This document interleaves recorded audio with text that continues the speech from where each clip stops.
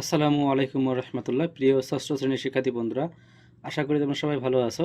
আজকে আমরা দেখব তোমাদের যে বিজ্ঞান বই রয়েছে, সেই বিজ্ঞান বইয়ের তোমাদের যে 20 পৃষ্ঠায় যে সৃজনশীল প্রশ্ন রয়েছে, সেই সৃজনশীল প্রশ্নের 1 নংটা আজকে আমরা সমাধান করব। এখানে 1 নম্বর বলা রয়েছে নিচের উদ্দীপকের আলোকে প্রশ্নের উত্তর দাও। এখানে আমরা দেখতে পাচ্ছি 3টি চিত্র। একটা হচ্ছে চিত্র এ, যেটি হচ্ছে ব্যাঙ, চিত্র বি হচ্ছে যেটি হচ্ছে কি মাছ, এবং চিত্র সি যেটি হচ্ছে কি এটা টিকটিকি দেখতে পাচ্ছি। এখানে ক নম্বর প্রশ্নে বলা রয়েছে যে মেরুদণ্ড প্রাণী কাকে বলে। খ নম্বর বলা রয়েছে শামুক কোন ধরনের প্রাণী, ব্যাখ্যা করো। গ নম্বর বলছে সি কোন শ্রেণীভুক্ত প্রাণী এবং তা কি করো, ব্যাখ্যা করো। ঘ নম্বর বলছে এ ও বি মেরুদণ্ডী প্রাণী হলেও বৈচিত্র্যের ভিত্তিতে এরা ভিন্ন, তুলনামূলক বিশ্লেষণ করো।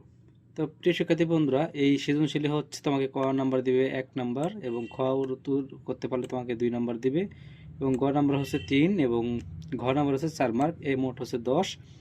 তো আমরা সৃজনশীলটি খুবই সহজ ভাষায় এবং সংক্ষিপ্ত করে ছোট করে তোমাদেরকে উত্তরগুলো দিয়েছি। তো এখন আমরা দেখব 1 নম্বরের উত্তর। 1 নম্বরের প্রশ্নের উত্তর আমরা যেভাবে লিখতে পারি, অর্থাৎ যেসব প্রাণীর দেহে মেরুদণ্ড বা শিরদাঁড়া আছে তাদেরকে মেরুদণ্ডী প্রাণী বলে।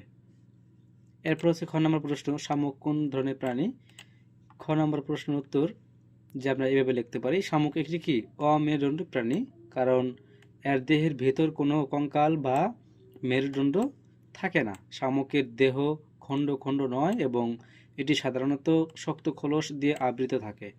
এদের চলাচলের জন্য মাংসল পা থাকে।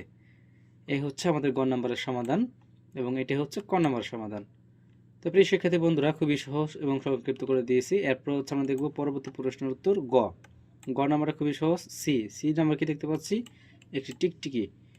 সি নম্বর প্রশ্নের উত্তর হবে এরকম, অর্থাৎ গ নম্বর প্রশ্ন হবে এরকম যে উদ্দীপকের সি হচ্ছে কি টিকটিকি, যেটি সরীসৃপ শ্রেণীভুক্ত প্রাণী। এর কারণগুলো হলো কি, কারণগুলো টিকটিকি বুকে ভর দিয়ে চলে, এবং 2 নম্বর এদের আঙ্গুলে নখ থাকে। 3 নম্বর এরা ডিম পাড়ে এবং ডিম ফুটে বাচ্চা হয়। 4 নম্বর কি এরা ফুসফুসের সাহায্যে শ্বাসকার্য চালায়। এই আমাদের গ নম্বর প্রশ্নের সমাধান। খুবই ছোট এবং সহজ করে দিয়েছে তোমাদের। এরপর আমরা দেখব ঘ নম্বর প্রশ্নের উত্তর। এ ও বি, অর্থাৎ এ নাম্বার কি রয়েছে ব্যাঙ, এবং বি নাম্বার কি রয়েছে একটি মাছ দেখতে পাচ্ছি, যে এটি বৈচিত্র্যের কি ভিত্তিতে এরা ভিন্ন, এটা ব্যাখ্যা করতে বলছে বা বিশ্লেষণ করতে বলছে। খুবই সহজ। ঘ নম্বর প্রশ্নের উত্তরটি এরকম যে চিত্র এ হলো ব্যাঙ মানে উভচর প্রাণী, এবং বি কি মাছ যেটি কি মৎস্য। এরা উভয়ে মেরুদণ্ড প্রাণী হলে এদের মধ্যে কি অনেক পার্থক্য রয়েছে। যেমন ধরো বাসস্থান, মাছ পানিতে বাস করে, কিন্তু ব্যাঙ কি, ব্যাঙ তোমার জীবনে কিছু সময় ডাঙ্গায় বাস করে এবং কিছু সময় কি পানিতেই বাস করে। এরপর ত্বক। ত্বক মাছের শরীরে কি সাধারণত কি থাকে, আঁশ থাকে, কিন্তু ব্যাঙের ত্বকে কোনো লোম বা আঁশ বা পালক কিছুই কি থাকে না, এটি ভেজা থাকে। শ্বাসকার্য। মাছ ফুলকার সাহায্যে কি করে, শ্বাসকার্য চালায়। ব্যাঙাচি অবস্থায় ফুলকার দিয়ে কি করে, এবং ঘষ্ঠ শ্রেণীর পূর্ণ বয়সের ফুসফুসের সাহায্যে কি করে, শ্বাস নেয়। এরপর এটা 1 লাইনে চলে যাবে, এটা 1 লাইনে তোমরা দিয়ে দিবে। এরপর 4 নম্বরে কি, 4 নম্বর অঙ্গ। মাছ পাখনার সাহায্যে কি করে, সাঁতার কাটে, এবং ব্যাঙ 2 জোড়া পা থাকে যার আঙ্গুলে কি নখ নেই।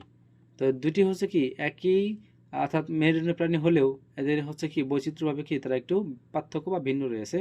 এই 4টি পার্থক্য তোমাদেরকে দেওয়া হয়েছে। তো প্রিয় শিক্ষার্থী বন্ধুরা, আশা করি তোমরা বুঝতে পেরেছো, এবং এটি খুবই সহজ। তোমরা এখান থেকে স্ক্রিনশট না দিয়ে সরাসরি খাতা নিয়ে খাতায় লিখে ফেলাও। তো প্রিয় শিক্ষার্থী বন্ধুরা, এরপর আমরা দেখব 2 নম্বর সৃজনশীল প্রশ্নের উত্তর। পরবর্তী ভিডিওতে এই 2 নং প্রশ্নের সমাধানটি আমরা দিয়ে দেব। সবাইকে স্বাগত জানিয়ে বিদায় নিচ্ছি। আল্লাহ হাফেজ।